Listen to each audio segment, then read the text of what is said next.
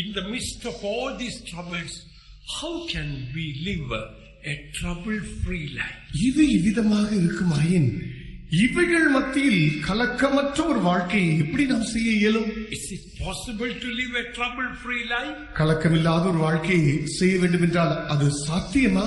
Money cannot solve all the problems of man. பணம் மனுஷனுடைய எல்லா பிரச்சனைக்கும் ஒரு தீர்வாய் இருக்க முடியாது. And health and wealth and money and material, these things cannot really solve all problems in our life. நம்முடைய வாழ்க்கைக்குள் இருக்கிறதே அனைத்து பிரச்சனைகள், இவைகளை பணம், ஆஸ்தி, சுகம், ஆரோக்கியம் இவைகள் தீர்வு காண முடியாது. So then, how can we live a trouble-free life? அப்படியானால் கலக்கமே இல்லாத ஒரு வாழ்க்கையை நம்ம எப்படி செய்யறது? One day we read in the Bible a woman called Martha.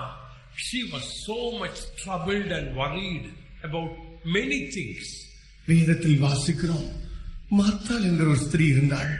அவள் ஒரு நாள் அநேக காரியங்கள் நிமித்தமாக கவலைப்பட்டவளாக இருந்தாள் என்று வாசிக்கிறோம். She went to Jesus with all her troubles and problems. தன்னுடைய பிரச்சனைகள் பாரங்களோடு கூட இவ்வளோ இயேசுவண்டையில் ஓடுகிறாள். Then Jesus told her what was the solution to all her problems. இயேசுவோ அவருடைய பிரச்சனைகளுக்கு என்ன தீர்வு, பரிகாரம் என்பதை சொல்கிறார். And we will turn to Luke chapter 11, 41 and 42. And Jesus answered and said unto her, Martha, Martha, thou art careful and troubled about many things, but one thing is needful, and Mary had chosen that good part which shall not be taken away from her.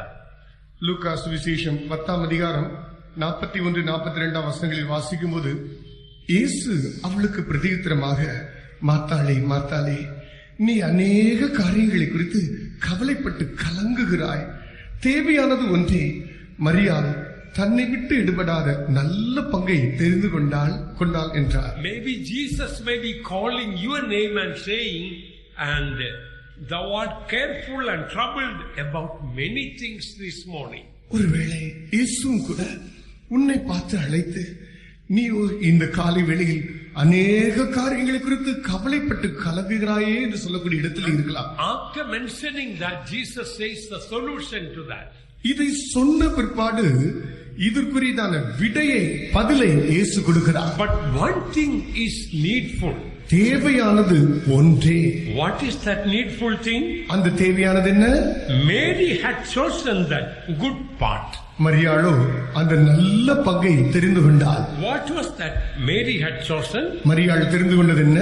We read Mary sat at Jesus' feet and heard his word.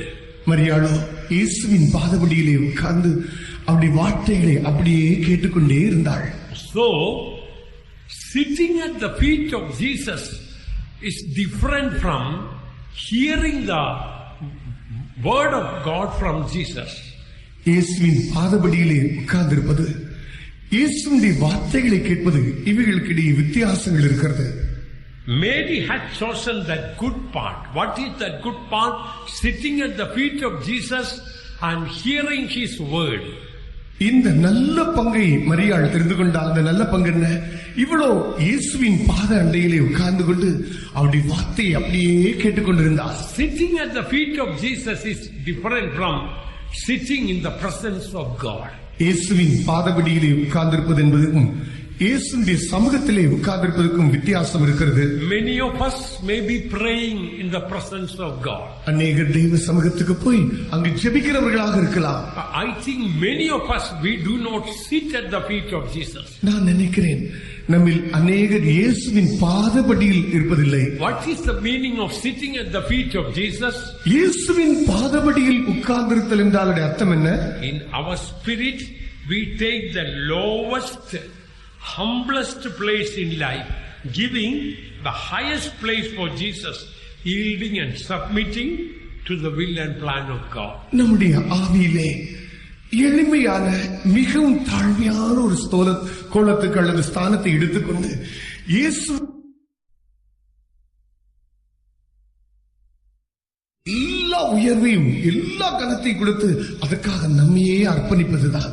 So sitting at the feet of Jesus means taking the lowest place, humblest place in the presence of God. இயேசுவின் பாதபடியிலே உட்கார்ந்திருப்பது என்றால் அவருடைய சமூகத்துக்கு சென்று மிகவும் எளிமையான தாழ்மையான ஒரு இடத்தை நமக்கென்று எடுத்துக்கொள்வதுதான். Giving the highest place for Jesus.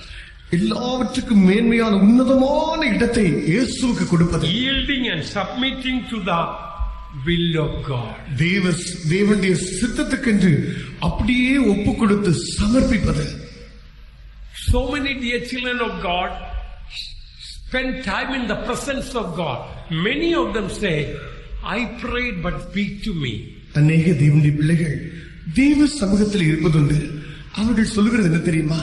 நானோ ஜெபித்து கொண்டுதான் இருந்தேன், இயேசுவோ என் கூட பேசவே இல்லை என்று சொல்கிறார்கள். If Jesus did not speak to you, beloved ones, we have not sat at the feet of Jesus. We may sat in the presence of Jesus, but not at the feet of Jesus. இயேசு உன்னோடு பேசவில்லை என்றால் அதன் அர்த்தம் என்ன தெரியுமா? நீ தேவ சமூகத்தில் போய் உட்கார்ந்திருந்தாய், ஆனால் இயேசுவின் பாதத்தண்டையில் உட்காரவில்லை. இயேசுவின் பாதம் என்றால் என்ன? So, sitting in the presence of God, you may pray, but He may not speak. நீ தேவ சமூகத்தில் உட்கார்ந்து நீ ஜெபித்துக் கொண்டிருக்கலாம், ஆனால் அவர் பேசாது இருக்கக்கூடும். But when we sit at the feet of Jesus, He will speak to us. ஆனால் இயேசுவின் பாதாண்டையிலே உட்கார்ந்திருந்தால் அவர் நம்மோடு கூட பேசுவார். We may keep quiet. நம்ம அமைதியா இருக்கலாம். Be still and know that I am God. நீ அமர்ந்திருந்து நானே தேவன் என்று அறிந்து கொள். Beloved ones, there is a sweet experience in spiritual life. பிரியமானவர்களே, ஆவிக்குரிய ஜீவியத்தில் இனிமையான ஒரு வாழ்வு உண்டு. Maybe in our beginning of our Christian life, we have been speaking in our prayer so much to Jesus. நம்முடைய ஆவிக்குரிய ஜீவியத்தின் ஆரம்ப கட்டத்தில் இயேசுவண்டையில் போய் அதிகமான வார்த்தைகளை பேசி கொட்டிக் கொண்டிருப்போம். But as we grow in spiritual life, we will learn to sit at the feet of Jesus. ஆனால் ஆவிக்குரிய ஜீவியத்தில் வளர வளர இயேசுவின் பாதத்தண்டையிலே போய் உட்கார்ந்து கொள்ள கற்றுக்கொள்வோம். I already mentioned sitting at the feet of Jesus means taking the humblest, lowest place in the presence of God. இயேசுவின் பாதபடி என்றால் ஏற்கனவே நானும் சொல்லிவிட்டேன், தேவ சமூகத்திலே போய் மிகவும் எளிமையும் தாழ்மையுமான அந்த இடத்தில் அமர்ந்து கொள்வது. In that state, beloved ones, Jesus will speak more to us, and we may speak very less, or we may not speak. We just sit at His feet. அந்த இடத்துக்கு வரும்போது இயேசுவின் பாதத்தண்டையில் உட்கார்ந்திருப்போம். இயேசு நம்மோடு அதிகமாக பேசிக் கொண்டிருப்பாராம், மிகவும் குறைவாக பேசக்கூடிய இடத்தில் இருப்போம். ஒருவேளை அவர் அதிகமாகவே பேசுவார், நாம் இதெல்லாம் இருந்திருப்போம். Those who learn to sit at the feet of Jesus alone can choose the best in life. இயேசுவின் பாதத்தண்டையில் உட்கார்ந்திருக்கிறவர்கள் மாத்திரம்தான் தங்கள் வாழ்க்கையிலே சிறந்தவைகளை தழுவிக்கொள்வார்கள். Kindly listen, let me say it again. Those who learn to sit at the feet of Jesus alone, they can choose the best in life, as Mary did. இயேசுவின் பாதத்தண்டையில் உட்கார்ந்திருக்கிறவர்கள் மாத்திரம்தான் தங்களுடைய வாழ்க்கையில் மரியாள் செய்தது போல அவர்கள் நல்ல பங்கை தெரிந்து கொள்வார்கள். Those who learn to sit at the feet of Jesus only can give their best to Jesus also. இயேசுவின் பாதத்தண்டையில் உட்கார்ந்திருக்கிறவர்கள் மாத்திரம்தான் தங்களுக்குள் இருக்கிற நல்லதை சிறந்ததை எடுத்து இயேசுவுக்கு கொடுக்கக்கூடியவர்களாகவும் இருப்பார்கள். Do you want to give the best of your life for Jesus? உன்னுடைய வாழ்க்கையில் சிறந்தவைகளை எடுத்து இயேசுவுக்கு அப்படியே கொடுக்க நீ வாஞ்சிக்கிறாயா? What is the best way to spend the rest of your life? உன்னுடைய வாழ்க்கையில் இருக்கிற எஞ்சி மீதியாக இருக்கிறதே, இவைகளை சிறந்தவைகளாக செய்யக்கூடியது எது? What is the best way to spend rest of your life? உன்னுடைய வாழ்க்கையின் மீதி பகுதிகளை சிறந்தவைகளாக செலுத்தக்கூடிய வழிகள் எது? That is to choose what Mary chose. மரியாள் எதை தெரிந்து கொண்டாலோ அதையே நாமும் தெரிந்து கொள்வது மூலமாகத்தான் Mary chose to sit at the feet of Jesus and to hear his word. மரியாளோ இயேசுவின் பாதத்தண்டையிலே போய் உட்கார்ந்து அவருடைய வார்த்தையை கேட்கும்படியாக இருந்து விட்டார். In other words, one word from the mouth of Jesus is satisfying and inspiring for all of my life, all of our life. மறு வார்த்தையை சொல்ல வேண்டும் என்றால் இயேசுவிடத்திலிருந்து அவருடைய வாயிலிருந்து புறப்படுகிற ஒரே வார்த்தை போதும் நம்முடைய ஜீவிய காலம் முழுவதும், என்னுடைய ஜீவிய காலம் முழுவதும் திருப்தியும் உற்சாகத்தையும் ஊட்டக்கூடியதாகவே அமைந்துவிடும். This morning, did you hear the voice of Jesus? இந்த காலை வேளையில் இயேசுவின் சத்தத்தை நீ கேட்டாயா? You may say, no, Jesus didn't speak to me. ஒருவேளை நீ சொல்லலாம், இல்ல இயேசு என்கிட்ட பேசலையே சொல்லலாம். Beloved ones, that is not true. பிரியமானவர்களே, அது உண்மை அல்ல. He is waiting to speak to us. அவரோ உன்னோடு பேசும்படியாக காத்துக்கொண்டே இருக்கிறார். But we must be willing to come to the feet of him and to listen to his voice. ஆனால் நாமோ அவருடைய பாத அண்டையில் வந்து அவருடைய சத்தத்தை கேட்கும்படி மனம் உவந்து இருக்க வேண்டும்.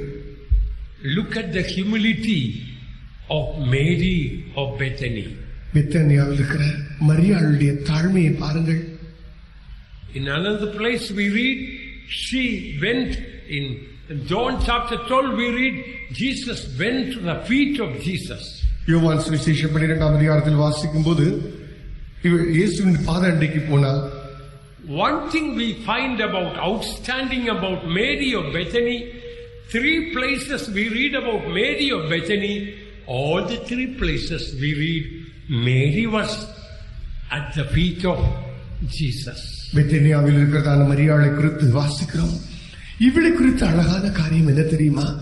3 இடங்களில் இவளை பற்றி வாசிக்கிறோம்.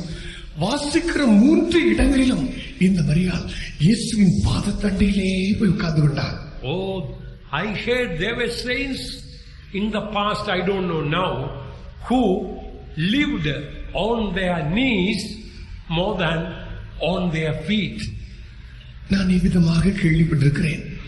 இந்திய நாட்களில் அல்ல, முந்தின நாட்களில் இருக்கிறதான பரிசுத்தவான்கள் அநேக பேர் தங்களுடைய கால்கள் ஊன்றி கால்களிலே நடந்து வாழ்கிறதல்ல, முழங்காலிலேயே தங்களுடைய வாழ்க்கையை கடத்தினவர்கள் உண்டா? Here in John's Gospel chapter 12 verse 3 we read again Mary at the feet of Jesus doing something very humble service. இங்கு யோவான் 12ஆம் அதிகாரத்தில் வாசிக்கும் போது இந்த மரியாள் இயேசுவின் பாதத்தண்டையில் இருந்து மிகவும் தாழ்மையும் எளிமையுமான ஒரு சேவையை ஊழியத்தை செய்வதை பார்க்கிறோம். She took the highest part of her body, her hair, and used for the service of the lowest part of the body of Jesus, the feet of Jesus. இவ்வளோ தன்னுடைய சரீரத்துக்கு இருக்கிறதான மிகவும் மேலே இருக்கிறதான பகுதியாகிய உச்சத்தில் இருக்கிறதான தலைமயிரை எடுத்து இயேசுவின் மிகவும் சரீரத்தில் இருக்கிற தாழ்ந்த பகுதியாகிய அவருடைய பாதத்தை அவர் தலைத்து அதை சேவை பண்ணுகிறார். As we know, the hair of a woman is called the glory of her. தலைமயிர் ஸ்திரியானவளுக்கு மகிமை என்று நமக்கு எல்லாருக்கும் தெரியும். So she took the highest part of her body, her glory, for the lowest part of the body of Jesus for his service. இவரை சேவிக்க வேண்டும் என்று தன்னுடைய சரீரத்திற்குள் இருக்கிறதான மேலான தன்னுடைய சரீரத்தின் தலைமயிரை எடுத்து இயேசுவின் மிகவும் தாழ்மையும் எளிமையுமான சரீரத்தின் அவயமாகிய பாதத்தில் இருந்து சேவிக்கிறாள். So many want to serve God, but they don't know how to serve God. அநேகர் ஆண்டவருக்கு ஊழியம் செய்ய வேண்டும் என்று வாஞ்சிக்கிறார்கள், ஆனால் அவர்களுக்கோ எப்படித்தான் செய்வதென்று தெரிகிறதில்லை. For serving Jesus, humility is needed. இயேசுவுக்கு ஊழியம் செய்வதற்கு தாழ்மை அவசியம். Because Jesus is very humble. ஏனென்றால் இயேசு மிகவும் தாழ்மை உள்ளவர்.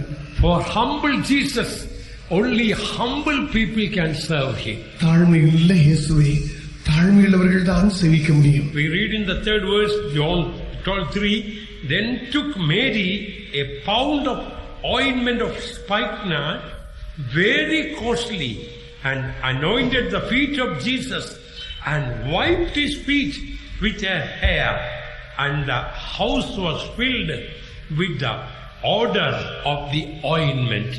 அப்பொழுது மரியாள் வெளியேற பெற்ற கலங்கமில்லாத நலதம் என்னும் தைலத்தில் ஒரு ராத்தல் கொண்டு வந்து அது இயேசுவின் பாதங்களில் பூசி தன் தலைமையினால் அவருடைய பாதங்களை துடைத்தாள்.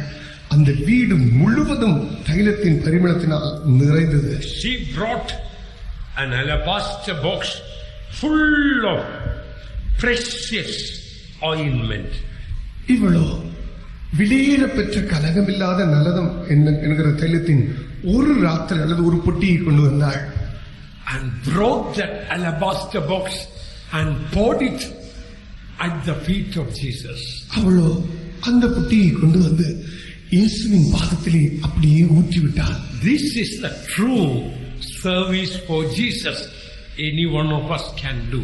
நம்மில் யாராவது இயேசுவுக்கு சேவை செய்ய வேண்டும் என்றால் சால சிறந்ததான சேவை இதுதான். She brought a box, alabaster box of very precious ointment. இவளோ வெளியேற பெற்ற கலங்கமில்லாத நலதம் என்கிறதான ஒரு தைல புட்டியை கொண்டு வந்தாள். She did not open the cork and open the bottle and poured it. No, she broke the bottle and poured at the feet of Jesus. இவளோ அந்த மாத்திரத்தில் அந்த புட்டியுடைய மூடியை மெதுவாக திறந்து அந்த கார்க்கை வேகமாக அகற்றி அப்படி அல்ல வந்ததில் அவளோ அப்படியே அந்த புட்டியை உடைத்ததை ஊற்றிவிட்டாள். Our body can be compared to an alabaster box. நம்முடைய சரீரம் இருக்கிறது அல்லவா, அதை இந்த தைல புட்டிக்குப்பாக சொல்லலாம். Our life can be compared to an alabaster box. நம்முடைய வாழ்க்கையை இந்த நலதம் என்கிறதான தைல புட்டிக்குப்பாக சொல்லலாம். We must bring our life to the feet of Jesus. நாமோ நம்முடைய வாழ்க்கையை எடுத்து அப்படியே இயேசு வண்டியில் கொண்டு வர வேண்டும். And that should be full of divine love ointment, precious ointment, full of perfume.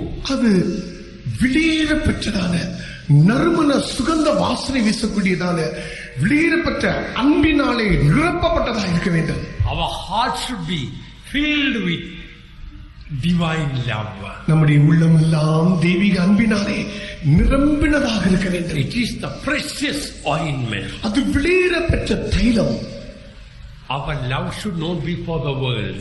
நம்முடைய அன்பு நேசம் உலகத்துக்கு இருக்கக்கூடாது. Our love should not be for sin of the world. நம்முடைய அன்போ உலக பாவத்துக்காக இருக்கக்கூடாது. Our love should, divine love should not be for any man or woman. நம்முடைய தெய்வீக அன்பானது எந்த ஒரு மனுஷனுக்கோ மனுஷிக்கோ என்று இருக்கக்கூடாது.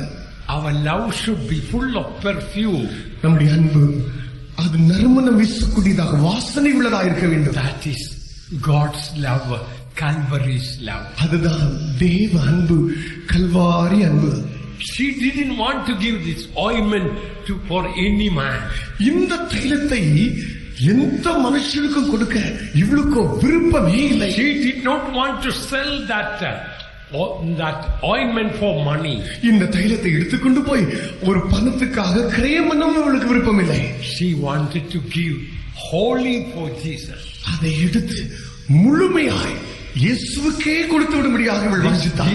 This morning Jesus is speaking to you and to me. இந்த காலை வேளையில் இயேசு உன்னிடத்திலும் என்னிடத்திலும் பேசுகிறார். Dear child of God, will you be a Mary today? அருமையான தேவனுடைய பிள்ளையே, இன்றைக்கு நீ மரியாளாக இருப்பாயா? Bring the alabaster box this morning to the feet of Jesus. இந்த காலை வேளையில் அந்த கலங்கமில்லாத நலதம் என்கிறதான தைல பொட்டியை இயேசு வண்டியில் கொண்டு வா. Let our heart be full of Calvary's love. நம்முடைய உள்ளமெல்லாம் கல்வாரி அன்பினால் நிரம்பி இருக்கட்டும். Let our thoughts all be full of Calvary's love. நம்முடைய எண்ணமெல்லாம் கல்வாரி அன்பினாலே நிரம்பட்டும். Our body, our feeling all filled with that Calvary's love, that ointment. நம்முடைய சரீரம், உணர்ச்சிகள், நமக்குள்ள அனைத்துமே கல்வாரி அன்பினாலே அந்த தைலமாய் அது நிரம்பட்டும். And she brought it and poured at the feet of Jesus. இவளோ அதை கொண்டு வந்து இயேசுவின் பாதத்திலே ஊற்றிவிட்டாள். We must bring all that we have, our love, our devotion, our desire, everything that is in us, we must bring to Jesus and offer as a perfume of praise and sacrifice. நாமோ நமக்குள் இருக்கிறதான நம்முடைய எல்லாவற்றையும் அன்பு நேசம் அனைத்தையுமே ஒரு பலியாக வாசனை வீசக்கூடிய ஒரு காணிக்கையாக இயேசு முன்னிலே கொண்டு வந்து அவரை ஊற்றிவிட வேண்டும். After she poured at the feet of Jesus, what did she do?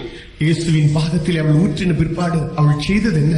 She with her long hair wiped the feet of Jesus. அவள் தன்னுடைய நீண்ட தலைமயிரை வைத்து இயேசுவின் பாதத்தை துடைத்தாள். Then the fragrance came to her head. அப்பொழுது அந்த வாசனை அவளுடைய தலையில் ஏறிற்று. From the feet of Jesus, now fragrance came to the head of Mary. இயேசுவின் பாதத்தில் இருக்கிற அந்த வாசனை இப்பொழுது இயேசுவின் இந்த மரியாளுடைய தலைக்குள்ளாக வருகிறது. What does we learn from that? இதிலிருந்து நாம் கற்றுக்கொள்கிறது என்ன? When we learn to sit at the feet of the Lord and pour our life to Him, இயேசுவின் பாதத்தண்டையிலே உட்கார கற்றுக்கொண்டு நம்முடைய ஜீவனையே அவருக்கு ஊற்றிவிடும் போது our head, our thoughts will become fragrant. நம்முடைய தலை, நம்முடைய சிந்தை வாசனை வீசக்கூடியதாக மாறிவிடும். This morning, dear child of God, how are your thoughts? இந்த காலை வேளையில் அருமையான தேவனுடைய பிள்ளையே, உன்னுடைய சிந்தனை எப்படிப்பட்டதாக இருக்கிறது? Are they fragrant, full of perfume for Jesus? நறுமணம் வீசப்பட்டதா, நறுமணம் உள்ளதாக, இயேசுவுக்காக வாசனை வீசக்கூடியதாக இருந்து கொண்டிருக்கிறதா? When this fragrance was diffused all over the place, இந்த வாசனை அந்த இடம் முழுவதும் நிரப்பின போது, then in the 9th verse we read John 12:9, much people of Jews therefore knew that Jesus was there. 9ஆம் வசனத்தில் வாசிக்கிறோம், யூதரில் திரளான ஜனங்கள் இயேசு அங்கு இருக்கிறார் என்பதை அறிந்து கொண்டார்கள். Once on this text our beloved late pastor Philip Chandapilla preached. ஒரு முறை நம்முடைய இந்த குறிக்கப்பட்டதான வசன பகுதிகளை நம்மை விட்டு கடந்து சென்றதான பாஸ்டர் பிலிப் சாண்டப்பிள்ளை அவர்களிடம் பிரசங்கம் பண்ணியிருக்கிறார். He asked this question to the congregation. சபையாரை பார்த்து இந்த கேள்வி அவர் வினாவினார். Much people of the Jews therefore knew that he was there. Wherefore? அப்பொழுது யூதரில் திரளான ஜனங்கள் அவர் அங்கு இருப்பதை அறிந்து, அப்பொழுது நல்ல therefore ஆனபடியால் much people of the Jews therefore knew that he was there. ஆனபடியால் யூதரில் திரளான ஜனங்கள் அவர் அங்கே இருக்கதை அறிந்து. So wherefore they knew that Jesus was there. ஆனபடியால் yes, Jesus was there. ஆனபடியால் என்று சொல்லும்போது இயேசு அங்கே இருப்பதை எப்படி அறிந்து கொண்டார்கள்? When it is written therefore, then we must look above or somewhere wherefore. இங்கு இதன் நிமித்தம் ஆனபடியால் என்ற வார்த்தையை வாசிக்கிறோம். What Pastor Philip Chandapillai preached was that because the fragrance was filled the house, therefore the Jews knew Jesus was there. Pastor Philip Chandapillai அவர்கள் விதமாக பிரசங்கம் பண்ணினார். அந்த நறுமணத்தின் வாசனை அந்த வீடு முழுவதும் நிரப்பினபடியால் இதனால் யூதர்கள் இயேசு அங்கே இருக்கிறார் என்பதை விளங்கிக் கொண்டார்கள். Dear child of God, do the neighbors of your house, they get to know the perfume of grace and love of God, so that therefore they may come to know Jesus is in your house. அருமையான தேவனுடைய பிள்ளையே, தேவனுடைய கிருபை, அவருடைய அன்பு இவைகள் இந்த வாசனை உனக்குள் வீசுகிறபடினால் உன்னுடைய பக்கத்து வீட்டுக்காரர்கள் இயேசு இங்கு இருக்கிறார் என்று அறிந்து வந்திருக்கிறார்களா? How will your neighbors come to know that Jesus is in your house? இயேசு உன்னுடைய வீட்டில் தான் இருக்கிறார் என்பதை உன்னுடைய அயல் வீட்டுக்காரர்களுக்கு எப்படி தெரியும்? Here the Jews came to know Jesus was there because fragrance was coming out of that house. அந்த வீட்டிலிருந்து வாசனை வீசிக் கொண்டிருக்கிறபடியால் அந்த யூதர்கள் இயேசு இங்கேதான் இருக்கிறார் என்பதை விளங்கிக் கொண்டார்கள். Mary poured that ointment at the feet of Jesus, and from there all over the fragrance was spread. மரியாளோ இயேசுவின் பாதத்தில் போய் அந்த தைலத்தை ஊற்றிவிட்டால் அங்க இருக்கிற அந்த வாசனை அந்த இடம் முழுவதிலும் போய் பரவிற்று. Beloved ones, when your neighbors see Calvary's love filling your life, your behavior, your attitude, your conversation, your character, they will experience the perfume of God's love in your life and in your house, and they may come to know Jesus. பிரியமானவர்களே, உங்களுடைய அயலகத்தார்கள் உங்களுக்கு இருக்கிறதான கல்வாரி அன்பினால் நிறைந்திருக்கிறதான உங்களுடைய மனப்பக்குவங்கள், உங்களுடைய பேச்சுகள், உங்களுடைய சுபாவங்கள், இவைகளை எல்லாம் அவர்கள் கண்டறியும் போது இயேசு இங்குதான் இருக்கிறார் என்கிற அந்த வாசனை நிமித்தம் அவர்கள் வந்து விடுவார்கள். Oh dear child of God, one thing is needful for all of us. அருமையான தேவனுடைய பிள்ளையே, நம் எல்லாருக்கும் தேவையானது ஒன்றே. That is to sit at the feet of Him and hear His word. அது அவருடைய பாதத்தண்டியிலே உட்கார்ந்து அவருடைய வார்த்தையை கேட்டுக்கொண்டே இருப்பதுதான். When we fail to do the needful thing, then we will try to do the needless things and will bring worry and care. தேவையான காரியத்தை செய்ய தவறும்போது, தேவையற்ற காரியங்களிலே நாம் செய்து கவலைகளின் பாரத்தையே கொண்டு வந்து குவித்து விடுவோம். When you fail to do what is needful, you have many needless things to worry about. தேவையான காரியத்தை செய்ய தவறும் போது இனி பாரம் சுமந்து கலக்கக்கூடியதான தேவையற்ற காரியங்களை நாம் செய்து விடுவோம்.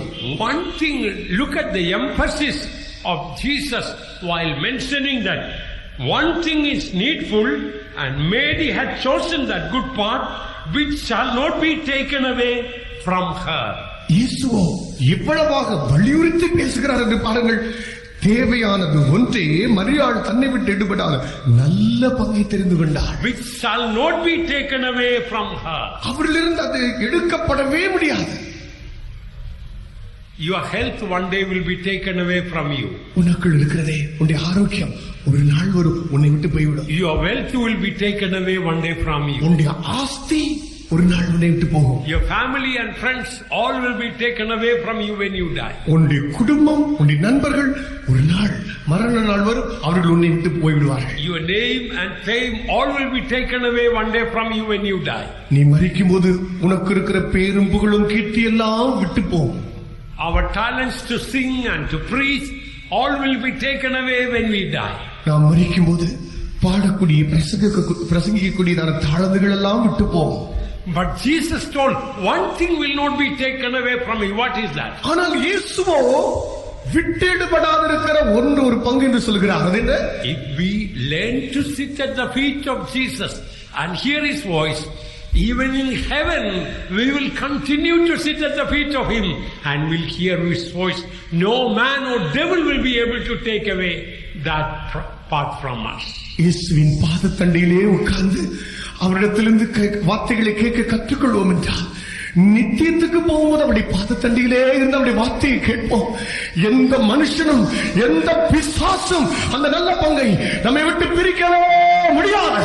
Dear child of God, may I plead with you, will you choose what Mary chose? அருமையான தேவ பிள்ளையே, உன்னை பார்த்து பற்றி பிடித்து மன்றாடி கேட்கட்டும்.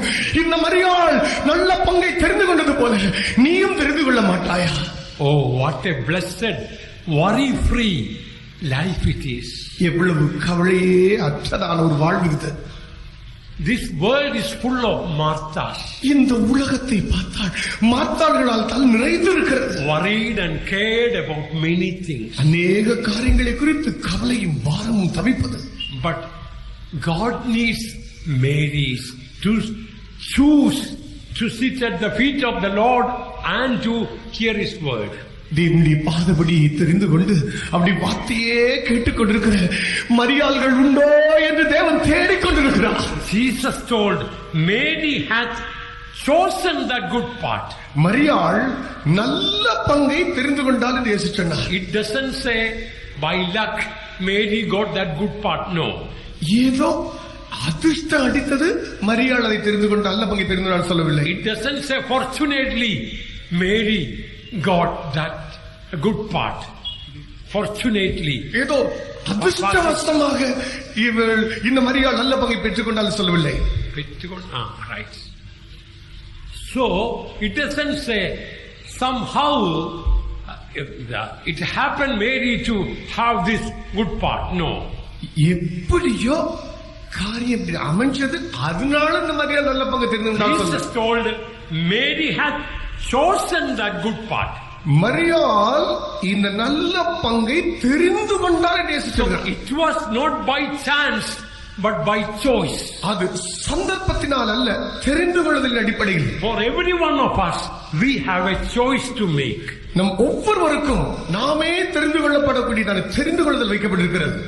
It is up to you and me to make the choice. அந்த தெரிந்து கொள்ளுதலை எடுப்பது என்னையும் உங்களை பொறுத்திருக்கிறது. We have a beautiful church in Canada, a place called Vancouver. Vancouver என்கிறதான இடம் கனடாவில் இருக்கிறது. அங்கு நமக்கு ஒரு அழகான சபை உண்டு.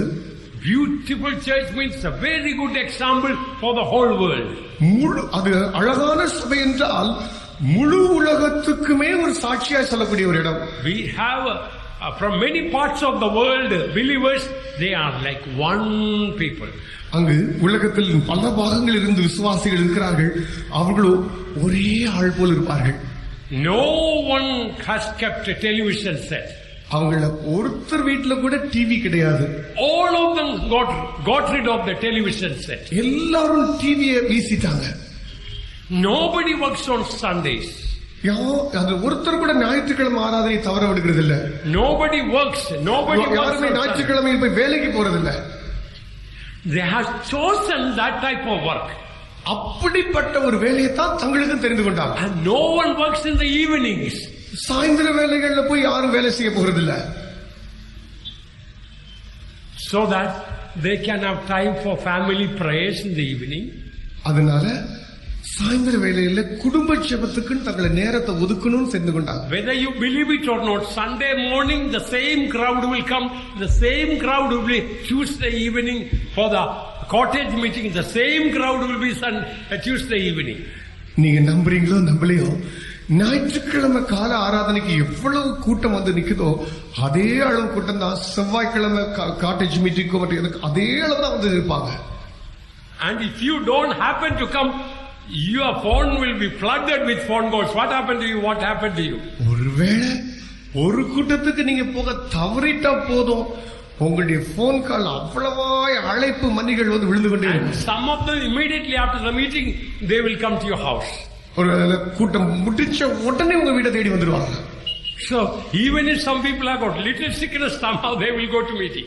யாருக்காவது கொஞ்சம் வியாதி வந்தா கூட போதும், அதை பொறுப்பட இது நிமித்தமா கூட்டத்துக்கு ஓடிடுவாங்க.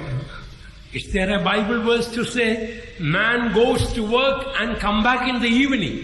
மனுஷன் வேலைக்கு போய் சாயந்திரத்தில் திரும்பி வருவான் என்று வசனத்துக்கு ஆதாரம் உண்டா? Psalm 104 verse 23, man goeth forth unto his work and to his labor until the evening. 104 சங்கீதம் 23 வசனத்தில் வாசிக்கும் போது, அப்பொழுது மனுஷன் சாயங்காலம் மட்டும் தன் வேலைக்கும் தன் பண்ணைக்கும் புறப்படுகிறான். Man goeth forth unto his work and to his labor until the evening. Man goeth forth with it unto his work and to his labor until the evening. மனுஷன் சாயங்காலம் மட்டும் தன் வேலைக்கும் தன் பண்ணைக்கும் புறப்படுகிறான்.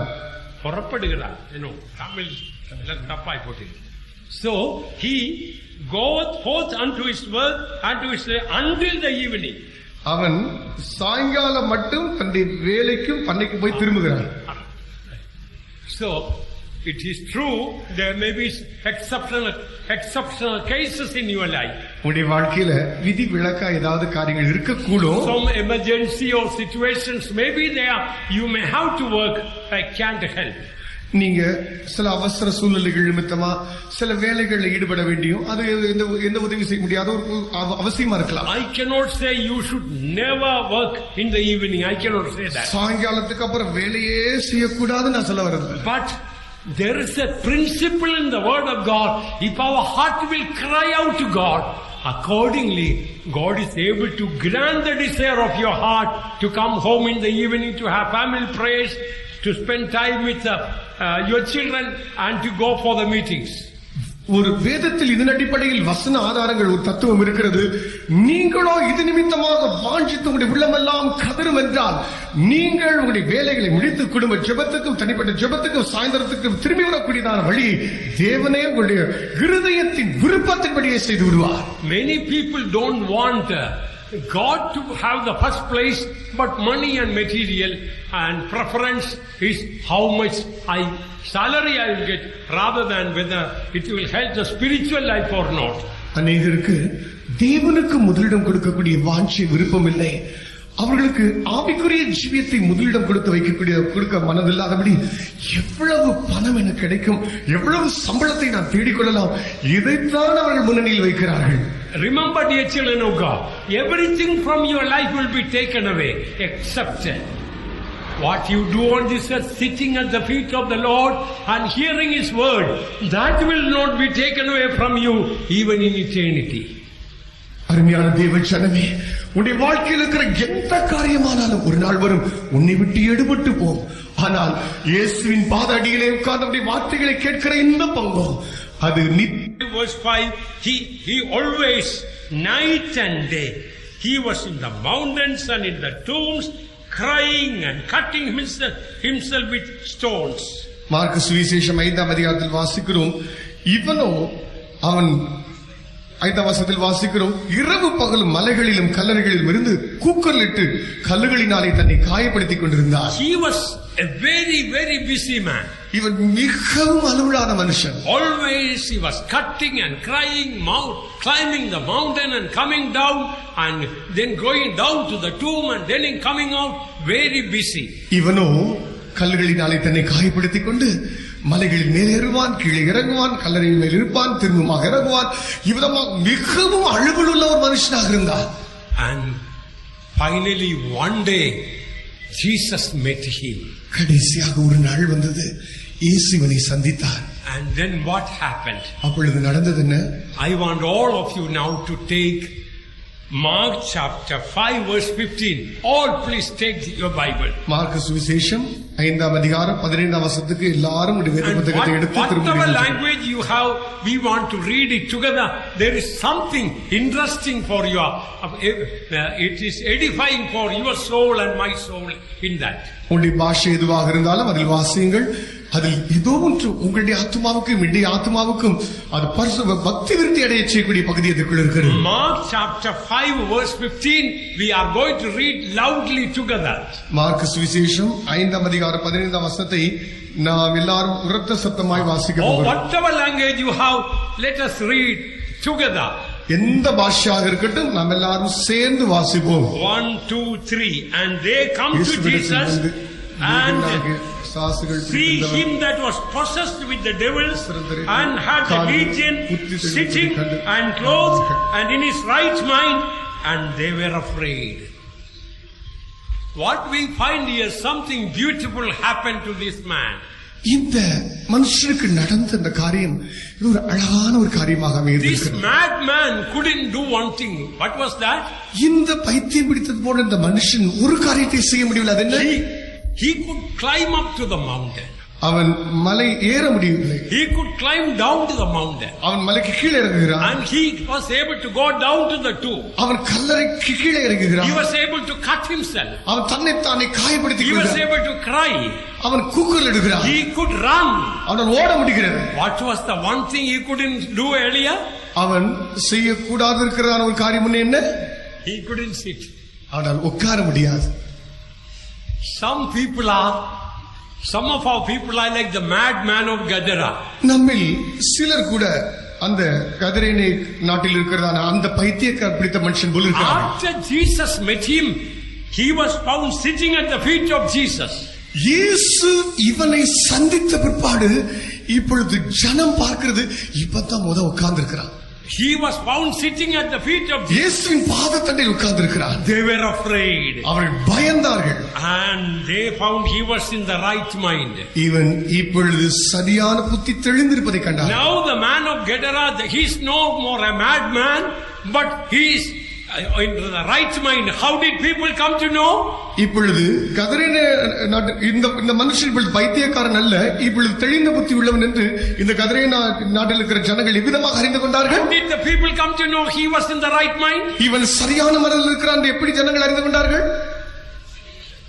He was sitting at the feet of Jesus. இயேசுவின் பாதத்தண்டையில் இவர் உட்கார்ந்திருந்தான். Before that he didn't have time for that. முன்னே இதுக்கு அவனுக்கு நேரமே கிடையாது. Now there are modern Pentecostals, so many madmen of Gadara.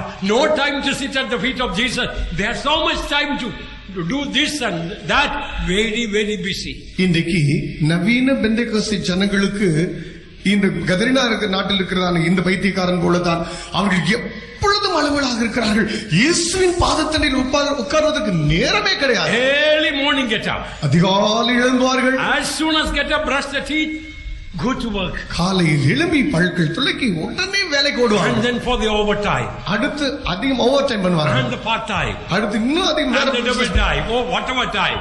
இப்படி நிறைய நேரங்கள் எடுத்து வேலை செஞ்சுட்டு and come back home, no time for anything, just to sleep. அந்த வீட்டுக்கு வந்தா eat and sleep. வீட்டுக்கு திரும்பி வந்தா சாப்பிட்டு தூங்க தான் நேரம், வேற நேரம் கிடையாது. You are a mad man of Gadara. நீதான் அந்த கதரேனா நாட்டில் இருக்கிறதான பைத்தியம் பிடித்த மனுஷன். You are climbing up and down and running and full of pain. You cut yourself. மேலே ஏறுகிறாய், கீழே இறங்குகிறாய், உன்னெல்லாம் காயப்பட்டு அவ்வளவு வேதனையோடு இருக்கிறாய். This madman had no time to sit at the feet of Jesus. இந்த பைத்தியம் பிடித்த மனுஷனுக்கு இயேசுவின் பாதத்தண்டையில் உட்கார முன்னே நேரம் இல்லை. When people saw that this madman was sitting, they were afraid. இந்த பைத்தியம் பிடிச்ச மனுஷன் உட்கார்ந்திருந்ததை கண்டபோது ஜனங்கள் பயந்தார்கள். And they saw he was in the right mind. அவன் புத்தி தெளிந்திருக்கிறதை அவர்கள் கண்டார்கள். In other words, lesson we learned, beloved ones.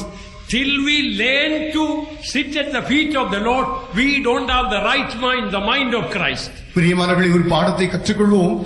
இயேசுவின் பாதபடியில் நாம் உட்காரும் அளவும் நமக்கு செம்மையான தெளிந்த புத்தி நமக்கு இருக்கவே இருக்காது. All that you have in mind will be worry, care, anxiety and all the other burdens of life. உன்னுடைய மனதுக்குள் புகுந்து கொள்வதெல்லாம் கவலை, பாரம், திகில் நிறைந்த வருங்காலத்தை பற்றியதான் பயம், இவைகள் தான் இருந்து கொண்டிருக்கும். You are wasting your life in that way. நீ இப்படித்தான் உன்னுடைய வாழ்க்கையை விரயமாக்கி கொண்டிருக்கிறாய். Don't be a madman of Gadara. கதரேனா நாட்டில் இருக்கிற அந்த பைத்தியக்காரனை போல நீ இருந்து விடாதே. Come unto me, all ye that labor and heavy laden, I will give you rest. வருத்தப்பட்டு பாரம் சுமக்கிறவர்களே, நீங்கள் எல்லாரும் என்னிடத்தில் வாருங்கள், நான் உங்களுக்கு இளைப்பாறலை தருவேன்.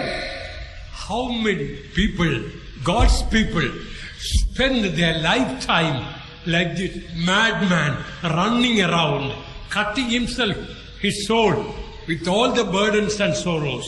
இவ்வளவாய் தேவனுடைய ஜனங்கள் இந்த பைத்தியம் முடித்த மனுஷனை போல இங்கும் அங்கும் ஓடி திரிந்து சரீரத்தை எல்லாம் காயப்படுத்தி பாரமும் கவலையும் நிறைந்தவர்களாக தவித்துக் கொண்டிருக்கிறார்கள். All that you have got is worry and care.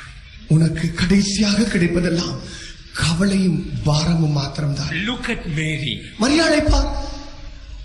Martha was complaining against her. மார்த்தாளோ இவளை குறித்து புகார் செய்து கொண்டிருக்கிறாள். Martha was finding fault with Mary. மார்த்தாள் இந்த மரியாளிடத்தில் குற்றம் கண்டுபிடிக்கிறாள். Because she was sitting, Mary was sitting at the feet of Jesus. ஏனென்றால் இந்த மரியாளோ இயேசுவின் பாதத்தண்டையிலே உட்கார்ந்திருக்கிறாள். Mary kept quiet. மரியாள் அமைதியாக இருந்தாள். Mary did not answer back to Martha. மரியாள் உடனே மறுமொழியாக மார்த்தாளிடத்தில் பேசவில்லை. Mary did not defend herself. மரியாள் தன்னை இந்த விஷயத்தில் தற்காக்கவும் இல்லை. Mary did not justify herself. இந்த மரியாள் தன்னை நீதிகரிக்கவும் இல்லை. But Jesus took up her cause. இவளுடைய விஷயத்தை இயேசு குறிப்பிட்டுக் கொண்டார். Jesus vindicated Mary. இந்த மரியாளின் நிமித்தம் இந்த இயேசு இடை தலையிட்டு பேசுகிறார். Jesus defended Mary. இந்த மரியாளுக்கு இயேசு தற்காக்கிறார். Jesus justified Mary. இந்த மரியாளை இயேசு நீதிகரிக்கிறார். Jesus exalted and honored Mary. இந்த மரியாளை இயேசு உயர்த்தி கனப்படுத்துகிறார். Like Mary, if we learn to sit at the feet of the Lord, மரியாளை போல இயேசுவின் பாதத்தண்டில் உட்கார நாம் கற்றுக்கொள்வோம் என்றால் God will fight our battles. கர்த்தர் நம்முடைய யுத்தங்களை அவர் நடப்பிப்பார். No weapon that is formed against thee shall prosper. உனக்கு விரோதமாய் எழும்பும் எந்த ஆயுதமும் வாய்க்காதே போம். Every tongue that riseth against thee thou shalt condemn. உனக்கு விரோதமாய் நியாயத்தில் எழும்பும் எந்த நாவையும் நீ குற்றப்படுத்துவாய். And this is the heritage of the servants of the Lord, and their righteousness is of me. இவர் தேவனுடைய ஊழியக்காரனுடைய நீதியாக இருக்கிறது. இது அவர் இந்த நீதி என்னால் உண்டாயிருக்கிறது வாசிக்கிறோம். If Mary had not been sitting at the feet of Jesus and hearing his word, மரியாள் இயேசுவின் பாதத்தண்டையில் உட்கார்ந்து அப்படி வார்த்தையை கேட்காதிருந்தால், Mary could have been defending and getting angry with Martha, and there could have been a heated exchange. மரியாள் உடனே இந்த சூழலை குறித்து எழும்பி மாத்தாரோடு பேசியிருக்க மிகவும் கோபமுள்ளதான சம்பாஷணையாக அது முடிந்திருக்கும். Dear children of God, how many times we try to defend and justify ourselves because we have not chosen the good part to sit at the feet of the Lord and hear His word. கர்த்தருடைய பாதத்தண்டையிலே உட்கார்ந்திருந்து அவருடைய வார்த்தையை கேட்டுக்கொண்டிருக்கிற நல்ல பங்கை நாம் தெரிந்து கொள்ளாதபடினால் எத்தனை முறை நம்மை நாமே தற்காத்து இவ்விதமாக கோபமாய் பேசியிருக்கிறோம். There is a difference from receiving His word and God sending His word. அவருடைய வார்த்தையை போய் பெற்றுக் கொள்வதற்கும் தேவனே வார்த்தையை அனுப்புவதற்கும் வித்தியாசம் இருக்கிறது. Here Mary sat at the feet of the Lord and received His word. இங்கு மரியாள் இயேசுவின் பாதத்தண்டையில் உட்கார்ந்து அவருடைய வார்த்தையை பெற்றுக்கொண்டாள். And we read also in Psalm 68:11, the Lord gave the word. 68ஆம் சங்கீதம் 11ஆம் வசனத்தில் வாசிக்கும்போது கர்த்தர் வசனத்தை தந்தார் என்று வாசிக்கிறோம். And in Deuteronomy 33:3 we read, all the saints sit at His feet and receive His word from Him. யுவாகம் 33ஆம் அதிகாரம் 3ஆம் வசனத்தில் வாசிக்கும்போது அவருடைய பரிசுத்தவான்கள் எல்லாரும் அவருடைய பாதத்தில் இருந்து அவருடைய வார்த்தையை கேட்டு பெற்றுக் கொள்கிறார்கள் வாசிக்கிறோம். So there is a vast difference between receiving the word from Him and God sending His word. அவரிடத்திலிருந்து வார்த்தையை பெற்றுக் கொள்வதற்கும் தேவன் தன்னுடைய வசனத்தை நம்மை நோக்கி அனுப்புவதற்கு வித்தியாசம் இருக்கிறது. Receiving the word means we sit at the feet of the Lord, looking to the face, seeking the face of God. இந்த வார்த்தையை பெற்றுக் கொள்வதென்றால் இயேசுவின் பாதத்தண்டையில் உட்கார்ந்து அவருடைய முகத்தையே தரிசித்து அவரிடத்திலிருந்து பெற்றுக் கொள்வது. But in Psalm 107 verse 20 we read, He sent His word and healed them and delivered them from their destruction. 107ஆம் சங்கீதம் 20ஆம் வசனத்தில் வாசிக்கும்போது அவர் தமது வசனத்தை அனுப்பி அவர்களை குணமாக்கி அவர்களை அழிவுக்கு தப்புவிக்கிறார் என்று வாசிக்கிறோம். Oh, He is sending His word. That means you are far away from God. You are about to be destroyed. God is sending the word and delivering you from your destruction. அவர் வார்த்தையை அனுப்புகிறார் என்றால் அதன் அர்த்தம் நீ ஏற்கனவே தேவனை விட்டு தூர விலகி இருக்கிறாய். நீ இருக்கிற இடமோ அழிவு நாசத்துக்கு பக்கத்தில் இருந்து கொண்டிருக்கிறது. உன்னை விடுவிக்க முடியாது. இவரோ இங்கிருந்து தம்முடைய வசனத்தை எடுத்தவர் உன்னை அனுப்புகிறார் என்று அர்த்தம். He sent His word and delivered them from their destruction. அவர் தம்முடைய வசனத்தை அனுப்பி அவர்களை அழிவுக்கு தப்புவிக்கிறார். If today you are far away from God, இன்றைக்கு நீ தேவனை விட்டு தூர விலகி இருக்கிறாய். come close to Him. அவர் அண்டையில் நெருங்கி வா. In two ways you can receive the word. இரண்டு விதத்தில் தேவனுடைய வார்த்தையை நீ பெற்றுக்கொள்ள இயலும். You can receive the word as you sit at His feet. அவருடைய பாதத்திலே உட்கார்ந்தவர்களாக நீ தேவனுடைய வார்த்தையை பெற்றுக்கொள்ள இயலும். You live far away from God, then He may send His word to deliver you from destruction and to heal your soul, spirit and body. நீயோ தேவனை விட்டு தூர விலகி இருந்து கொண்டிருக்கலாம். அழிவு நாசத்தை நோக்கி இருக்கும்போது உன்னுடைய ஆவியாத்மா சரீரத்தை விடுவிக்கும்படி அவரே தன்னுடைய வசனத்தை எடுத்து உன்னை நோக்கி அனுப்பக்கூடிய இடத்திலும் இருக்கலாம். That is not the best in life. வாழ்க்கையில் சிறந்தது அது அல்ல. Yes, you may be today far away from God and you are on the verge of destruction and perdition. இன்றைக்கு தேவனை விட்டு தூர விலகி அழிவு நாசம் இவைகளின் விளிம்பிலே நீ இருந்து கொண்டிருக்கலாம். Come and take the Mary chosen part. வா, மரியாள் எந்த பங்கை தெரிந்து கொண்டாளோ அதையே உனக்கு நீ தெரிந்து கொள்ள. That is the only one thing will remain in eternity. All other things, your wealth and your health, your friends, your family, all will be taken away one day when you die. But this one thing that Mary chose cannot be taken away by anyone. உன்னுடைய ஆஸ்தி, சொத்து, பணம், உன்னுடைய நண்பர்கள், இவைகள் எல்லாம் ஒரு நாள் நீ மறைக்கும் போது உன்னை விட்டு அப்படியே எடுக்கப்பட்டு போய்விடும். ஆனால் இந்த மரியாள் தெரிந்து கொண்டாலே இந்த நல்ல பங்கு அது நித்தியமளவும் அது உன்னை விட்டு எடுபடாத பங்காய் உன்னோடு விட இருக்கும். As I mentioned earlier, in 3 places we read Mary of Bethany, and all the 3 places she is at the feet of Jesus. நான் ஏற்கனவே சொன்னது போல இந்த பெத்தானியாவின் மேரி மரியாளோ இவள் 3 இடத்தில் இவளை பற்றி வாசிக்கிறோம். அந்த 3 இடத்திலும் இவளோ இயேசுவின் பாதத்தண்டையிலே தான் இருக்கிறாள். First we read here in Luke chapter 10, already we read the portion. Lucas விசேஷம் 10ஆம் அதிகாரத்தில் முதலாவது நாம் ஏற்கனவே வாசித்த பகுதி இருக்கிறது. There the Lord vindicated Mary. இங்கு justified or honored Mary. இங்கு மரியாளை தேவனே நீதிகரித்து கனப்படுத்துகிறார். And there we learn the secret. How can we live a life free from worries, free from troubles, free from all the cares of this world? கவலைகள், பாரங்கள், பிரச்சனைகள், இந்த உலகத்தினுடைய பாரத்திலிருந்து எப்படி விடுதலையாக்கப்பட்டதான ஒரு வாழ்க்கையை வாழ முடியும் என்கிற ரகசியத்தை இந்த இடத்தில் கற்றுக்கொள்கிறோம். We must learn to spend quality time at the feet of Jesus. இயேசுவின் பாதத்தண்டையிலே போய் தரம் நிறைந்த நேரத்தை அவிதமாகவே செலவு பண்ண வேண்டும். And second time we read in John chapter 11, after Lazarus died, Mary fell at the feet of Jesus. இரண்டாவது இடமாக நான் வாசிக்கிறது லாசர் மரித்த பிற்பாடு இந்த மரியாளோ இயேசுவின் பாதத்திலே விழுந்து கிடந்தாள். And look at that. Although Martha spoke, loved Jesus, but we don't see any place Martha was at the feet of Jesus. மார்த்தாள் இயேசுவை நேசித்திருந்தால் கூட எந்த இடத்திலும் மார்த்தாள் இயேசுவின் பாதத்தில் இருந்தால் என்று நான் வாசிக்கிறதே இல்லை. But what is the difference here in Mary and Martha? இங்கு மரியாளுக்கும் மார்த்தாளுக்கும் இடையே இருக்கிற வித்தியாசம் என்ன? In John chapter 11 verse 32 we read, when Mary was come where Jesus was and saw him, she fell down at his feet, saying unto him, Lord, if thou hadst been here, my brother had not died. யோவான் 11ஆம் அதிகாரம் 32ஆம் வசனத்தில் வாசிக்கிறோம், இயேசு இருந்த இடத்தில் மரியாள் வந்து அவரை கண்ட உடனே அவள் பாதத்தில் விழுந்து, ஆண்டவரே, நீ இங்கே இருந்தீரானால் என் சகோதரன் மரிக்க மாட்டான் என்று சொன்னாள். Look at more or less the same words Martha also spoke to Jesus.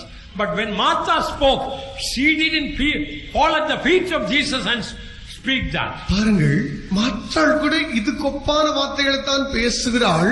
ஆனால் இந்த இயேசு அண்டையில் மார்த்தாள் பாதத்தில் விழவில்லை.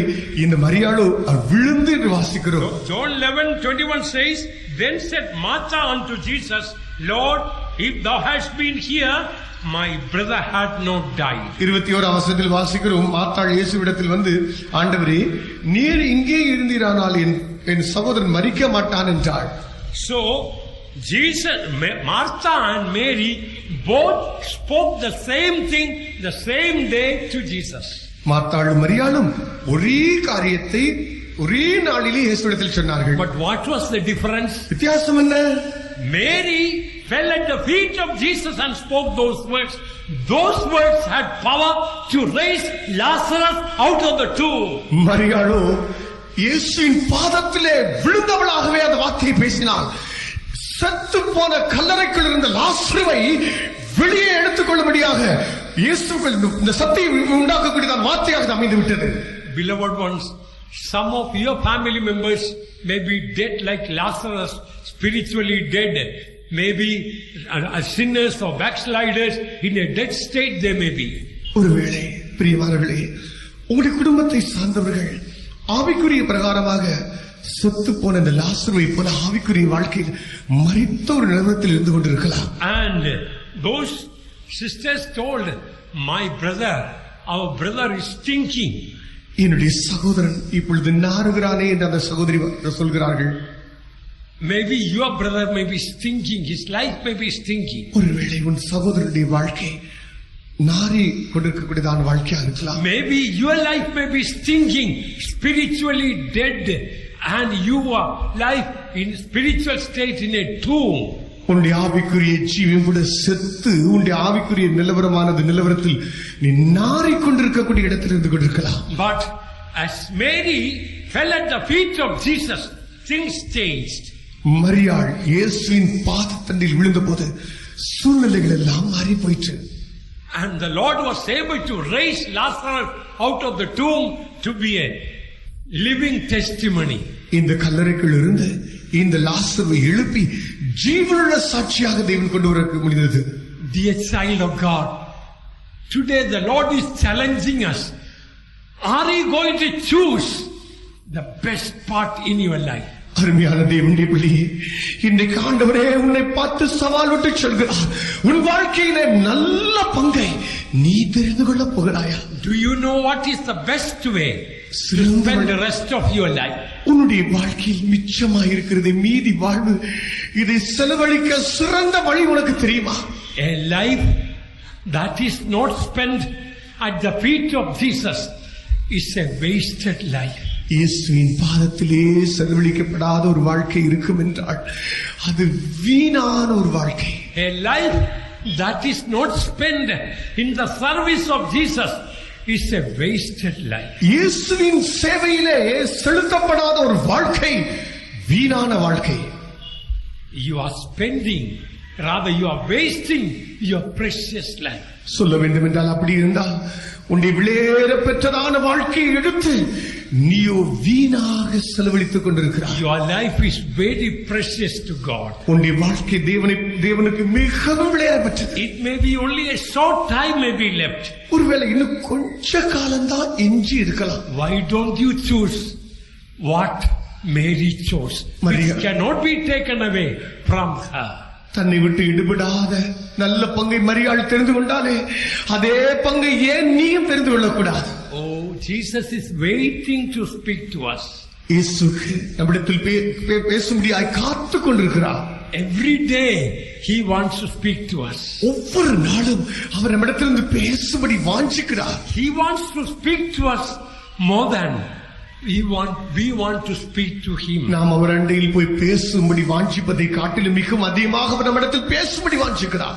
I believe in heaven he will be speaking to us more than we speak to him. நான் நினைக்கிறேன் பரலோகத்துல நம்ம அவரிடத்தில் பேசுவதை காட்டிலும் அவர் நம்மகிட்ட பேசிட்டே இருப்பது அதிகமா இருக்குன்னு நினைக்கிறேன். Because in heaven we will not have any questions to ask.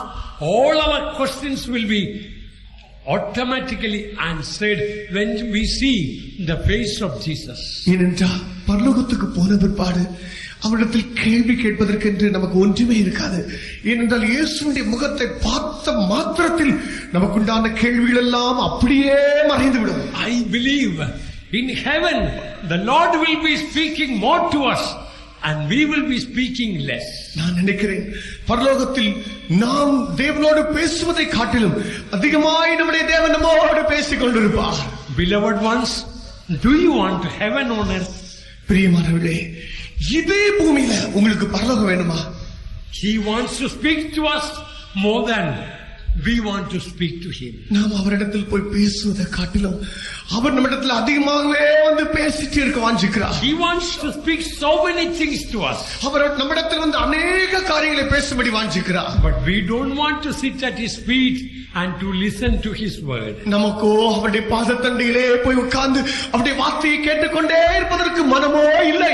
Many of us don't have time to sit at the feet of the Lord. நம்மில் அநேகருக்கு தேவனுடைய பாதத்தில் அண்டையில் போய் உட்கார்வதற்கு நேரமே கிடையாது. Beloved ones, don't be like the man of Gadara. He had no time to sit, but he had time for all other things. பிரியமானவர்களே, கதரைனா நாட்டில் உள்ள பைத்தியக்காரனை போல இருக்க வேண்டாம். அவனுக்கோ மற்ற எல்லாவற்றுக்கும் நேரம் இருந்ததே ஒழிய இயேசுவின் பாதத்தண்டையில் போய் உட்கார நேரம் இல்லை. When Mary poured the ointment at the feet of Jesus, மரியாள் இந்த தைலத்தை எடுத்து இயேசுவின் பாதத்தில் ஊற்றின போது why did she broke the box and poured the ointment at the feet of Jesus. இயேசுவின் பாதத்தண்டையில் போய் இவள் ஏன் அந்த புட்டியை உடைத்து அந்த பாதத்தில் ஊற்றினாள்? There were mainly two reasons. முக்கியமா 2 காரணங்கள் இருக்கும். If Mary had opened the cork of the bottle and poured, maybe in the neck of the bottle some fragrant ointment may remain there. She did not want a drop of ointment to be retained for herself in the bottle, or the last drop also to be poured for Jesus. இந்த மரியாள் போய் அந்த புட்டியினுடைய மூடியை மெதுவாக திறந்து இயேசுவின் பாதத்தில் ஊற்றியிருப்பார் என்றால், ஒருவேளை அதனுடைய கழுத்து பக்கத்தில் அல்லது உள்ளே ஒரு சொட்டாயிரம் அந்த தைலம் கொஞ்சம் தங்கி இருக்கக்கூடும். ஆனால் இவ்வளோ ஒரு சொட்டு தைலம் கூட தனக்கென்று வைக்காதபடி முழுமையாக அத்தனையுமே இயேசுவின் பாதத்தில் ஊற்றி விடும்படியாக வாஞ்சித்து விட்டார். Beloved ones, we must pour the last drop of our love only for Jesus and no for nobody else, for nothing else. பிரியமானவர்களே, நமக்குள் இருக்கிறதான அன்பின் கடைசி சொட்டை கூட இயேசுவுக்கு மாத்திரம்தான், வேறு ஒருவருக்குமே அவருக்கே ஊற்றிவிட வேண்டும். Keep your love pure. உடைய அன்பை தூய்மையாய் வைத்துக்கொள். Let it not be defiled anything of the vanities and the pleasures and sin of the world. உலகத்தின் மாயம், உலகத்தில் இருக்கிற சிற்றின்பங்கள், பாவங்கள் எதுவும் அதை எந்த விதத்தில் எடுத்து விட வேண்டாம். Keep your love pure. உன்னுடைய அன்பை பரிசுத்தமாய் வைத்துக்கொள். Because that love has to be poured at the feet of Jesus without retaining even a drop for us. ஏனென்றால் அந்த அன்புதான் ஒரு சொட்டு கூட திரும்பி என்று உனக்கென்று எடுத்துக் கொள்ளாதபடிக்கு முழுவதையுமே இயேசுவின் பாதத்திலே ஊற்றிவிடப்பட வேண்டியதாக இருக்கிறது. Jesus, He gave the last drop of blood in love for us. இயேசு நம்மால் அவர் கொண்ட அன்பின் நிமித்தமாக கடைசி சொட்டு இரத்தத்தை கூட அவர் ஊற்றி விட்டார். And what is the second reason why she brought that precious alabaster box at the feet of Jesus? இயேசுவின் பாதத்திலே இந்த விலையேற பெற்றதான நலதம் என்கிற தைலப்புட்டியை அவள் ஏன் உடைத்தாள்? இரண்டாவது காரணம் என்ன? Already told you one meaning of the alabaster box is our land. அந்த நலதம் என்கிறதான தைலப்புட்டி நம்முடைய ஜீவியம் தான் என்று ஏற்கனவே நான் சொன்னேன். And she broke it and poured at the feet of Jesus so that that alabaster box may not be used for anything else, for anyone else, but only for Jesus. அந்த தைலப்புட்டி அவள் உடைத்ததுக்கு காரணம் என்ன தெரியுமா? இனிமேல் இந்த தைலப்புட்டி வேறு எதுக்குமே உபயோகப்படுத்தப்படக்கூடாது, இயேசுக்கு மாத்திரமே உபயோகப்பட்ட அப்படியே முடியட்டும். Your life is a precious alabaster box. உன்னுடைய ஜீவியம் விலையேறப்பட்டதான தைலப்புட்டியாக இருக்கிறது. Let it be filled with that heavenly love, pure love. அது பரலோக தூய்மையான அன்பினாலே நிரப்பப்படட்டும்.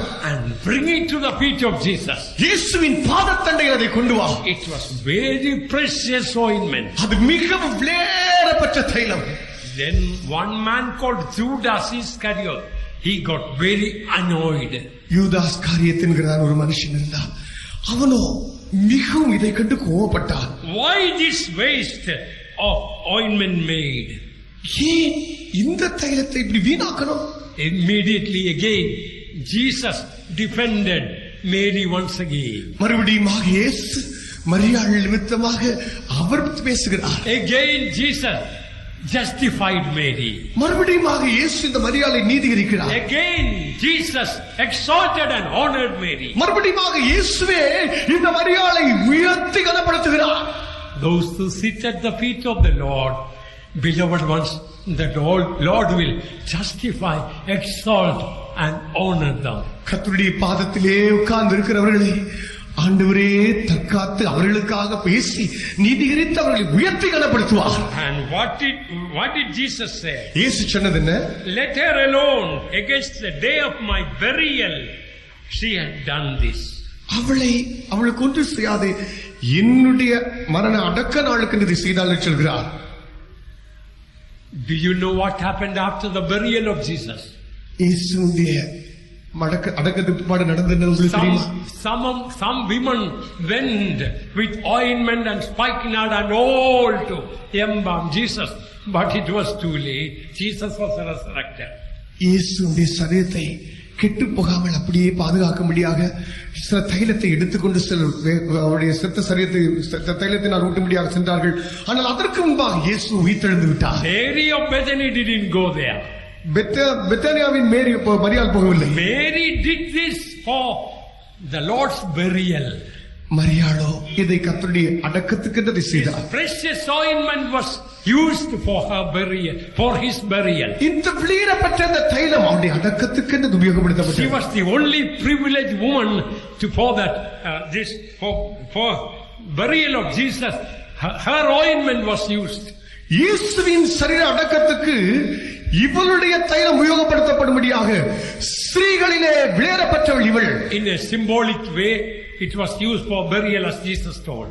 இது ஒரு நிழலாட்டமாக ஒப்பனையாக இயேசுடைய அடக்கத்துக்கு இது கொடுக்கப்படுகிறதாக இயேசு சொன்னார். There might have been many people who may have better ointment than Mary had there.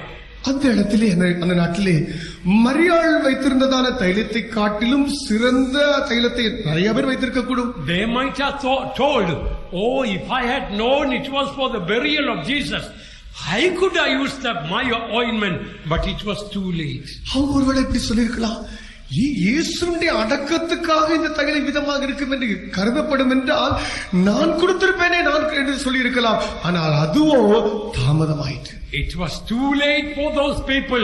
They didn't know that Mary had done for the Lord's burial.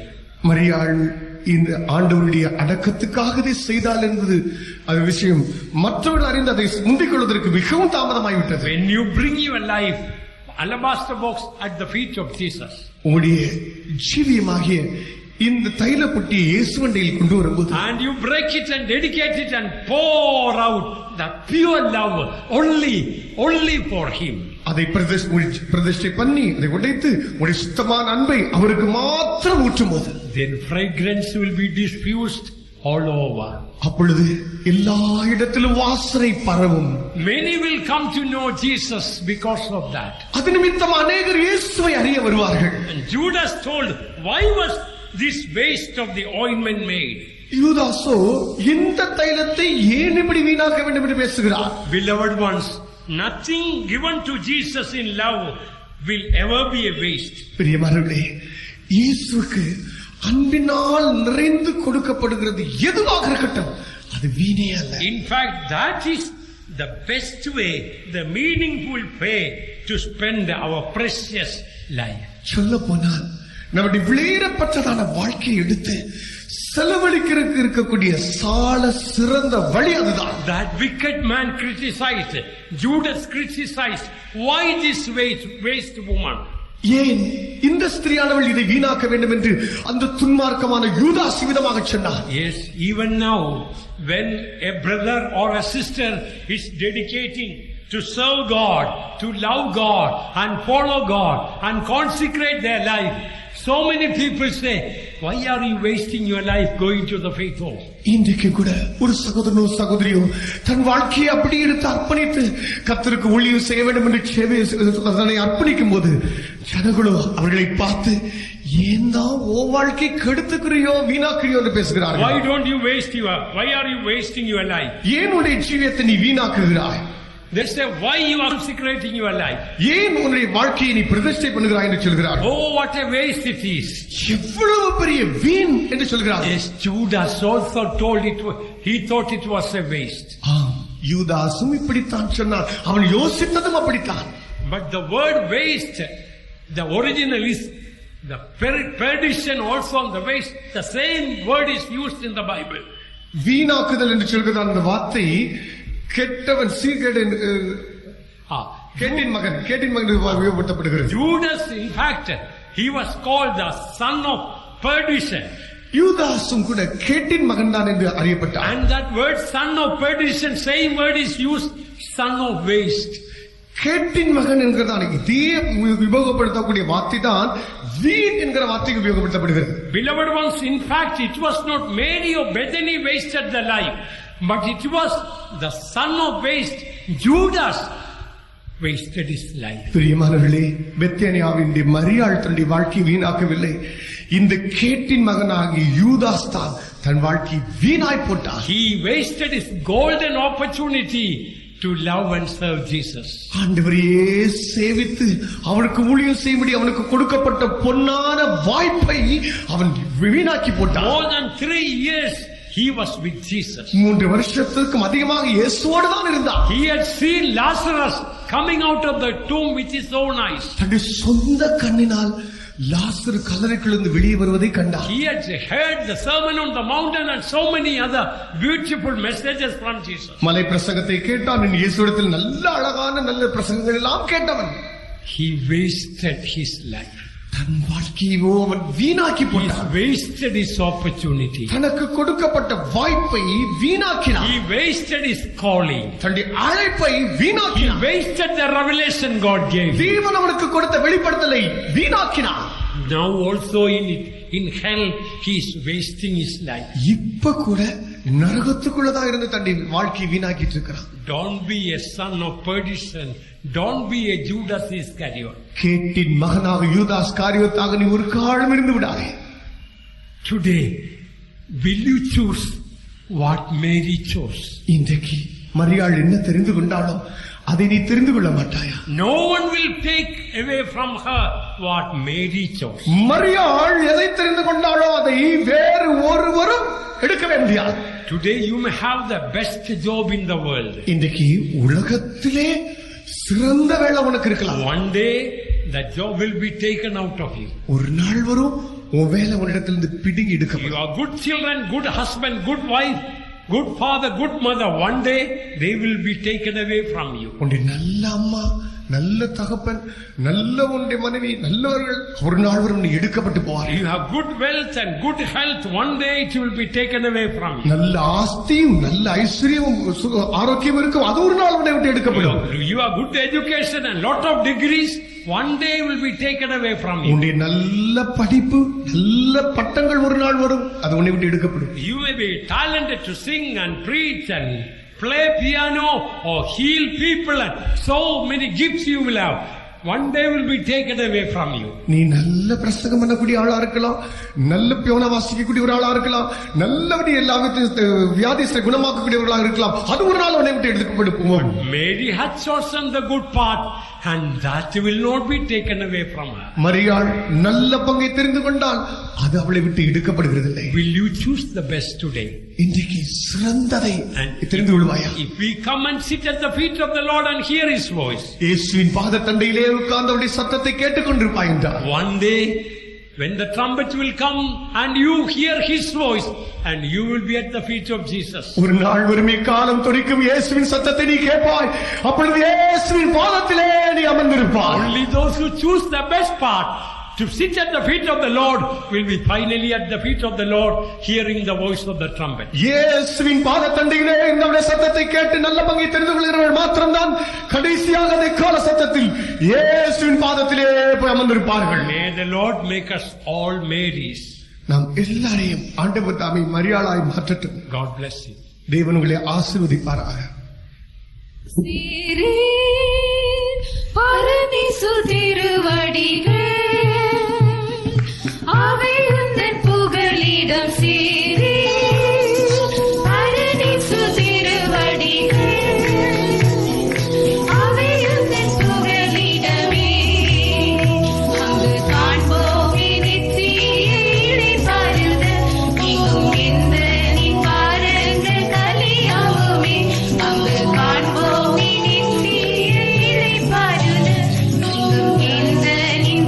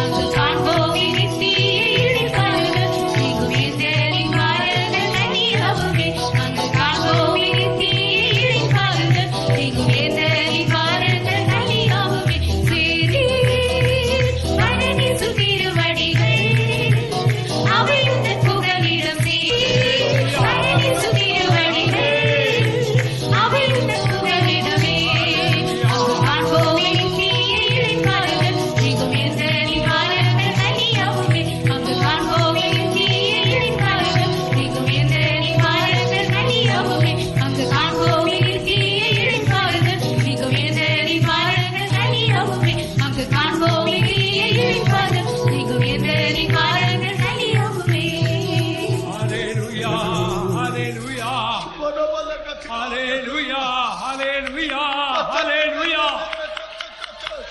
Amen, hallelujah. Udam darasanam dara, udam darasanam dara. Udadarasanam dara, udam tikadam darasanam dara. Oh, hallelujah, hallelujah. Hallelujah.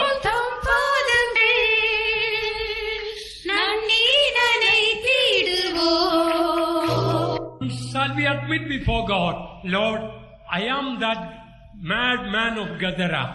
நாம் முடிப்பதற்கு முன்பாக தேவனிடத்தில் இப்படி ஒத்துக்கொள்ளும். ஆண்டவரே, நான் அந்த கதரேன நாட்டில் இருக்கிற பைத்தியம் முடித்த மனுஷன். I have been running around, but I don't have time to sit at the feet of the Lord. நான் தான் இங்கும் அங்கும் ஓடி ஓடி சுத்திக் கொண்டே இருக்கிறேன். உம்முடைய பாத தண்டையிலே உட்கார்வதற்கு எனக்கு நேரம் கூட இதுவரை இருந்ததில்லை. Lord, change me and make me a Mary.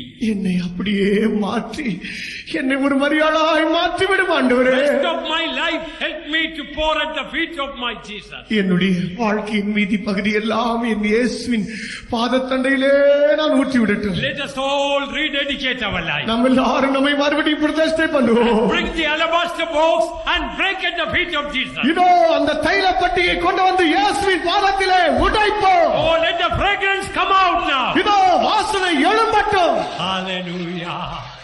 Hallelujah. Hallelujah. Hallelujah. Hallelujah. Hallelujah. கண்ணீரும் சம்பாதங்கள் நன்னீர். Praise the Lord. Praise the Lord. Praise the Lord. Praise the Lord. Praise the Lord. Praise the Lord. Praise the Lord. Praise the Lord. ஜெபம் பண்ணுவோம். அன்புள்ள ஆண்டவரே, எங்களை தாழ்த்துகிறோம். அருமையான நாட்களை எங்களுக்கு இந்த நாட்கள்ல கூட்டி தந்தபடியினால உமக்கு ஸ்தோத்திரம் செலுத்துகிறோம். இந்த தேசத்தை எங்களுடைய ஆண்டவர் அதிகமாக நேசித்து இப்படிப்பட்டதான நாட்களை தந்தீரே, அதற்காக உமக்கு ஸ்தோத்திரம் செலுத்துகிறோம். இந்த இடத்துல வந்து பரிசுத்தவான்கள் எல்லாரும் ஆண்டவரை கூடி ஆராதித்தபடியினால அமானத்திலிருந்து இயற்கையாக ஒரு மழையை இந்த பிரதேசத்தில் அனுப்பி இந்த தேசத்தில் இந்த ஜனங்களுக்கு ஒரு பெரிதான மகிழ்ச்சியை ஆண்டவர் தந்தீரே, அதற்காக உமக்கு ஸ்தோத்திரம் செலுத்துகிறோம்.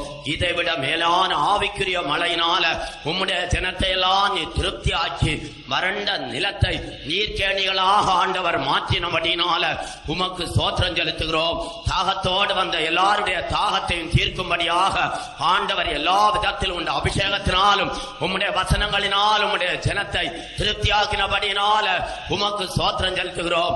எத்தனையோ ஜனங்களை ஆண்டவர் கொண்டு வந்து பரலோகத்திலிருந்து உம்முடைய மகிமையான வசனங்களை இந்த நாட்களில் கேட்க செய்தீரே, அதற்காக உமக்கு ஸ்தோத்திரம் செலுத்துகிறோம். இன்றைக்கும் கூட ஆண்டவர் தாமே உம்முடைய ஜனத்தோடு இடப்பட்டபடியினால் உமக்கு ஸ்தோத்திரம், எல்லாம் உயிர்ப்பித்தபடியினால் உமக்கு ஸ்தோத்திரம். இந்த மரியாள் தன்னுடைய தான் வைத்திருந்த அந்த விலையேறப்பட்ட தைலத்தை ஆண்டவருடைய பக்கத்திலே ஊற்றினது போல நாங்களும் கூட எங்களுடைய சரீரமாகி அந்த பரணியை உடைத்து எங்களுடைய ஜீவியத்தை முற்றிலுமாக உமக்கண்டு ஊற்றிவிடும்படியாக கொஞ்சமேனும் நேசிக்கிற அந்த நேசம் எங்களில் இருக்கிறதான அந்த அன்பு வேறு ஒன்றுக்கும் பயன்படாதபடிக்கு அந்த பரணி வேறு ஒன்றுக்கும் பயன்படாதபடிக்கு இந்த சரீரம் வேறு ஒன்றுக்கும் செலவு செய்யப்படாதபடிக்கு ஆண்டவர் ஒருவருக்கு செலவு செய்யும்படியாக உம்முடைய பாதத்தில் ஊற்றும்படியாக ஆண்டவரே நீர் இந்த அருமையான சந்தர்ப்பங்களை தந்து எங்களுக்கு உதவி செய்தீர. அவள் தன்னை விட்டு எடுபடாத நல்ல பங்கை தெரிந்து கொண்டாலே இந்த உலகத்திலும் பரலோகத்திலும் இயேசுவின் சமூகத்திலே விட்டு எடுபடாத ஒரு பங்கை நீர் எங்களுக்கு வைத்திருக்கிறீர். அந்த நல்ல பங்கை ஆண்டவரே நாங்கள் தெரிந்து கொள்ள எங்களுக்கு உதவி செய்யும். இந்த தேசத்திலிருந்து லட்சக்கணக்கான வாலிபர்களை அதற்கென்று ஆண்டவர் வேறு பிரித்து கொண்டு வாரும். ஆண்டவரே தன்னுடைய தான் வைத்திருந்த விலையேறப்பட்ட அந்த தைலம் அவருடைய பாதத்துக்கு வந்தது போல ஆண்டவரே தன்னுடைய தலையில் இருக்கிறதான தலையாய் அந்த விலையேறப்பட்ட உயர்ந்த இடம் அவருடைய பாதத்துக்கு வந்தது போல ஆண்டவரே எங்களுடைய ஆசிகள் மேன்மை கனம் மகிமை எல்லாம் உடைய பாதத்தில் வர எங்களுக்கு உதவி செய்தாரும். எங்களை தாழ்த்துகிறோம். ஆண்டோடைய நாமத்தை மயப்படுத்தும். அங்கும் எங்கும் சுற்றி தெரிகிறதல்ல ஆண்டோடைய பாதத்தில் உட்கார்ந்து ஜீவியத்தை செலவிட எல்லாருக்கும் உதவி செய்யும். மீட்பெரிய மூலமாய் ஜெபங்களும் பிதாவே. ஆமென். Loving and gracious Heavenly Father, You bless this convention so much, O God. Even this morning you came and blessed us and gave your word, Lord. As thy people go, Lord, we pray, my God, let the spirit of Mary always be found in us, we pray. Thank you for helping us in Jesus' name. Amen. Now may the grace of our Lord Jesus Christ, love of God and the sweet fellowship of the Holy Spirit rest and abide with us all, now and until the Lord returns in glory.